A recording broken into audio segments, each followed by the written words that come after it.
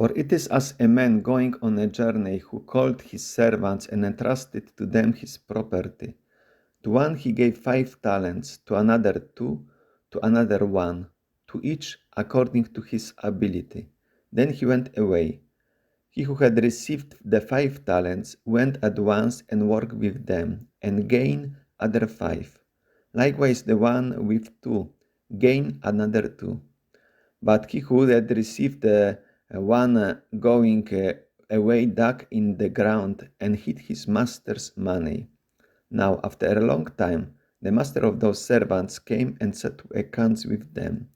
And he who had received the 5 talents came forward, bringing other 5 talents, saying, Master, you entrusted to me 5 talents, here other 5 talents I gained. His master said to him, Well done, good and faithful servant. You have been faithful over a little. I will set you over much. Enter into the joy of your master.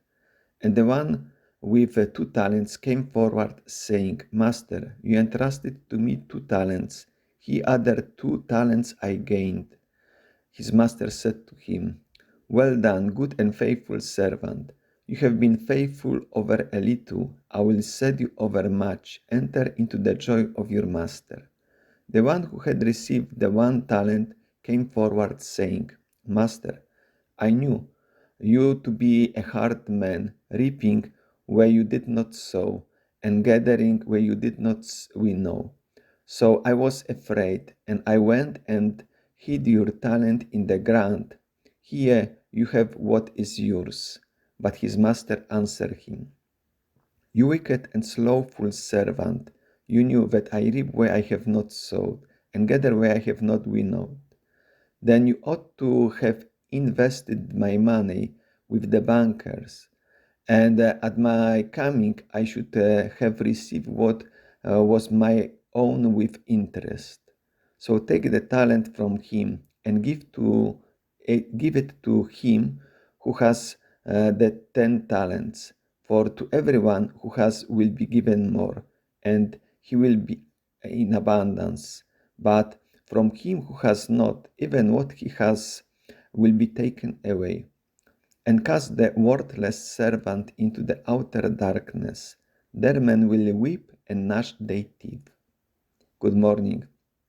Welcome to a short biblical reflection on the Gospel according to Matthew chapter 25, verses up to 14 up to 30, the parable of the talents for the 33rd Sunday in Ordinary Time, Year A.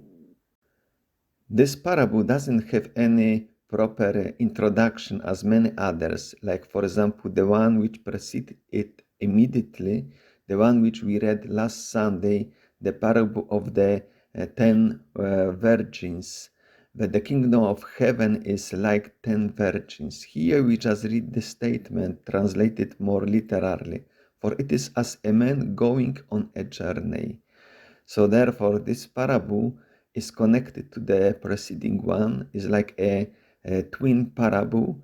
So we'll be also telling about the same aspect, the same matters, but in different way, as a complementary way. Since in the last parable we could see that oil represented the good works, the will of God that must be done. So consequently our parable will also emphasize this aspect through those talents.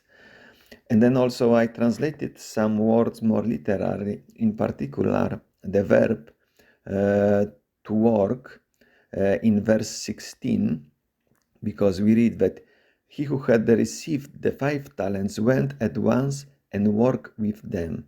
Some other translations will be, for example, that treated with them, but I prefer this literal meaning because the verb to work will recall other biblical connections. Then we see also very similarity between the declaration given to the 2 first servants, the one which gained 5 and the other one which gained 2. It means each one according to his own ability, because the one which received 5 gained 5, and the one who received 2 received 2. Consequently, of course, the one who received only 1 supposed to gain another 1, but he didn't. So then we have this declaration, well done, good and faithful servant. You have been faithful over a little, and I will set you over much. Enter into the joy of your master. But then concerning the other one, he is called the wicked and slothful servant. And then in conclusion, we have that he knew the will of the owner of the Lord, but he didn't act accordingly. Therefore, we read in verse 29, for to everyone who has will be given more and will have abundance. So the one who gain even receives more, like because was faithful in little, now will be set over much. While the one who has not, even what he has will be taken, means that potentiality he could gain, that talent which was given, should produce another one. But since he didn't do anything, didn't make any effort, even the one which was given to him will be taken away from him. Now let us see the biblical context. And another parable which concerns the faithful and wicked servants we find earlier in chapter 24 verses 45-51. Who then is the faithful and wise servant whom the master has set over his household to give them their food at the proper time? Blessed is that servant whom the master when he comes will find so doing. Truly I say to you, he will set him over all his possessions. But if that wicked servant says to himself, my master is delayed, and being to beat his fellow servants, and eats and drinks with them, with the drunken, then the master of that servant will come on a day when he does not expect him, and at an hour he does not know, and will punish him and put him with the hypocrites, where men will weep and gnash their teeth.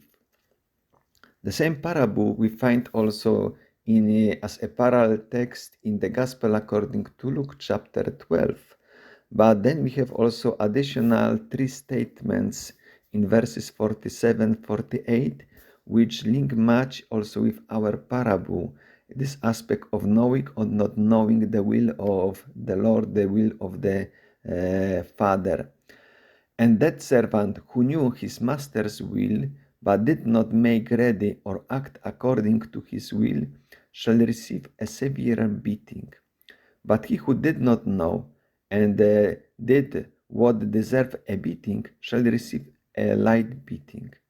Everyone to whom much is given, of him will much be required, and of him to whom men commit much will be demanded much more.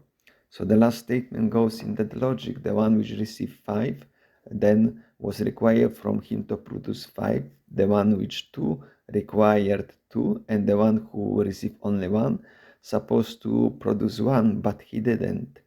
Therefore, also the aspect of knowing the will, then we know the strong punishment which is done. So this parable about the wicked and faithful servant, both in Matthew chapter 24 and Luke chapter 12, illustrate that the talents are also representing doing the will of the Father.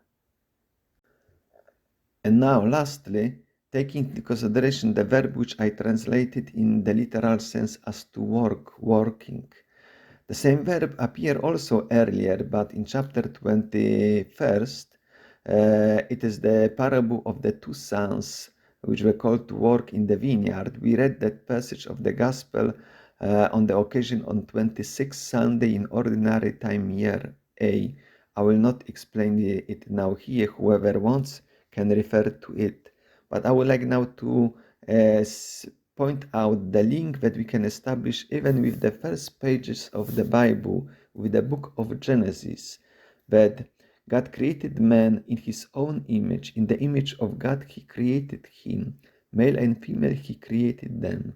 This creation in the image of God, in the likeness of God, stresses also the will of God the Father, who has a design for each person, and that person has to fulfill the will, firstly to find out, and then later on fulfill the will of God. And then the image of putting man in the garden in chapter 2, verse 15. The Lord God took the man and put him in the Garden of Eden to till it and keep it. This verb now translated to till it, literally, if we would just look at the Greek translation, Septuagint, we have the same verb meaning to work as in our passage of the Gospel. While in Hebrew, we have the verb which has even wider meaning. One meaning is to work, and another meaning is to serve. So this double meaning even much more strongly relates to our parable, because to fulfill the will of the Father, the will of God, is necessary to work, is necessary to serve Him. I would like to wish you a nice day, a nice reflection on this gospel reading. God bless you.